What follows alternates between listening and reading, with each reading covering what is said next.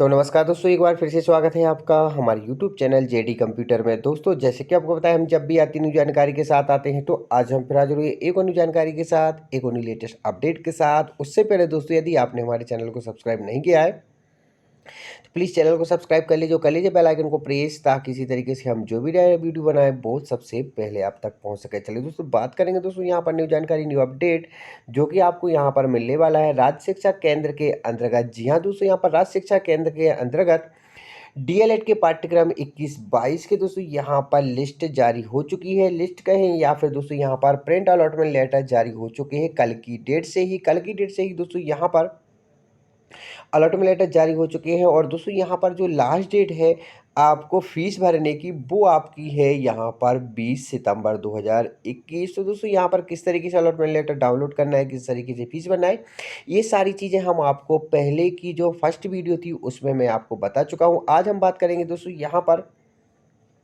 कि जो आपका डॉक्यूमेंट वेरिफिकेशन होना है अलॉटमेंट लेटर के साथ, तो अलॉटमेंट लेटर के साथ डॉक्यूमेंट में आपको क्या क्या लेके जाना है, क्या क्या रहेगी लिस्ट जो कि आपकी यहाँ पर डॉक्यूमेंट वेरिफिकेशन की रहेगी। तो 20 तारीख के पहले पहले तो दोस्तों यहाँ पर आपको डॉक्यूमेंट की जो लिस्ट है वो वेरीफाई कराना है, डॉक्यूमेंट वेरीफाई कराना है, वो आप देख लीजिए। तो चलिए दोस्तों यहाँ पर हम देख लेते हैं।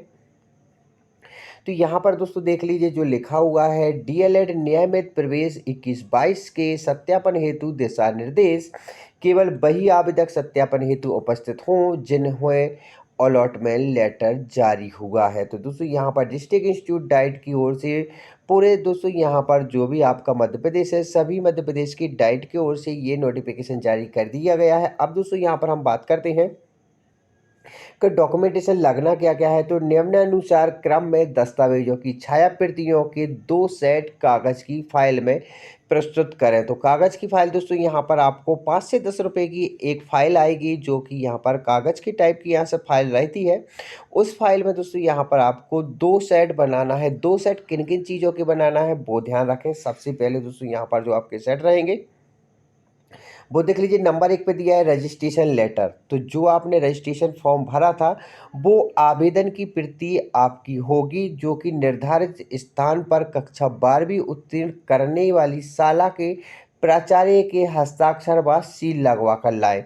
तो दोस्तों यहाँ पर जब आपका अलॉटमेंट लेटर जारी हो चुका है, तो सबसे पहले इन्होंने कहा है कि जो आपने फॉर्म भरा था उसके जो नीचे साइड में है, वहाँ पर आपको जहाँ से आपने 12वीं क्लास पास आउट किया था उस स्कूल से आपको प्राचार्य प्रिंसिपल की सील लगवाना है और वहाँ पर साइन करवाना है। तो दोस्तों इस चीज़ का आपको ध्यान रखना है।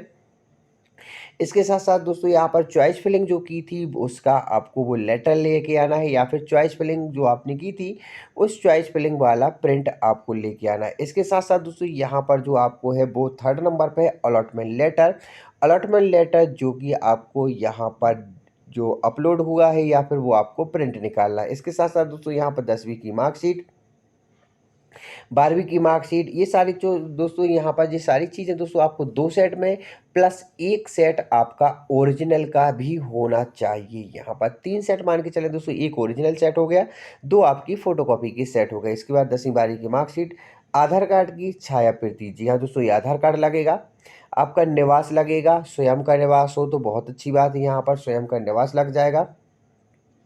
इसके बाद दोस्तों यहाँ पर जाति प्रमाण पत्र, जो कि यहाँ पर जनरल कैटेगरी को छोड़ के SC category, ST category, OBC category, इन तीनों कैटेगरी के लिए दोस्तों यहाँ पर आपको जाति प्रमाण पत्र लगाना है। इसके साथ साथ दोस्तों यहाँ पर आय प्रमाण पत्र जो कि आपका ओबीसी कैंडिडेट को यहाँ पर दिया गया है। तो एससी एसटी या जनरल कैंडिडेट भी यदि आय ले जाना चाहे तो ले जा सकते हैं। फिलहाल में इनको ओबीसी कैंडिडेट को दिया गया है। चालू वर्ष का मतलब दोस्तों यहाँ पर 2020-21 का यदि आपके पास आय प्रमाण पत्र है तो बहुत अच्छी बात है। इसके बाद दोस्तों यहाँ पर फिजिकल हैंडीकैप्ड विकलांग प्रमाण पत्र, यदि कैंडिडेट विकलांग है तो विकलांगता प्रमाण पत्र भी आपको लेके जाना है। और दोस्तों यहाँ पर यदि आपने ईडब्ल्यूएस सर्टिफिकेट भरा है तो आपको यहाँ पर ईडब्ल्यूएस सर्टिफिकेट लगाना है। जनरल कैंडिडेट के लिए भूतपूर्व सैनिक, यदि आप भूतपूर्व सैनिक है तो दे सकते हैं, अदरवाइज इसको आप छोड़ सकते हैं। ट्रांसफर सर्टिफिकेट, मूल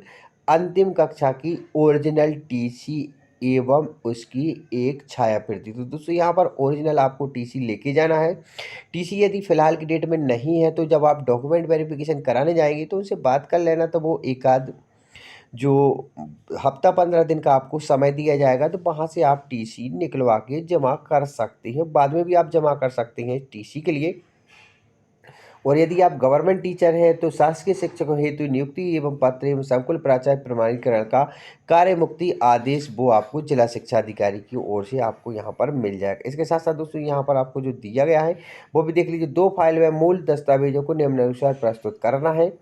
तो इसका भी दोस्तों यहाँ पर आपको दिया गया है किस तरीके से आपको ये लगाना है। तो सबसे पहले दोस्तों यहाँ पर आप देख लीजिए, 2 फाइल में जो मूल दस्तावेज हैं वो आपको मूल दस्तावेजों में आपके ओरिजिनल डॉक्यूमेंट में 10वीं की मार्कशीट, 12वीं की मार्कशीट, निवास है, जाति है, आय प्रमाण पत्र है, विकलांग सर्टिफिकेट है, ईडब्ल्यूएस सर्टिफिकेट है, फिजिकल हैंडीकैप्ड कैंडिडेट का सर्टिफिकेट और यहाँ पर टीसी और शासकीय सेवक हेतु यहाँ पर जिला शिक्षा अधिकारी का प्रमाण पत्र। इसके साथ साथ दोस्तों यहाँ पर आप देख लीजिए, नीचे नोट में बहुत अच्छे तरीके से दिया गया है, वो भी आप देख लीजिए। सत्यापन के समय अभ्यर्थी अपना पासवर्ड अपने साथ आवश्यक रूप से लाएं। साथ ही आवेदन फॉर्म में भरे गए विषय एवं कक्षा 12वीं की लिए गए विषय दोनों समान होने पर ही प्रवेश दिया जाएगा। इसके साथ साथ दोस्तों यहाँ पर विभिन्न विषय होने पर प्रवेश नहीं दिया जाएगा। तो दोस्तों ये आपके लिए नोटिफिकेशन रहा, जो जानकारी मेरे हिसाब से आपके लिए उपयोगी रही होगी। तो फिलहाल के लिए दोस्तों इतना ही। वीडियो अच्छा लगा तो प्लीज़ लाइक करना, चैनल को सब्सक्राइब कर लेना। आपके मन में कोई डाउट होता है दोस्तों आप मुझे कमेंट कर सकते हैं। तो आज के लिए दोस्तों इतना ही। जय हिंद।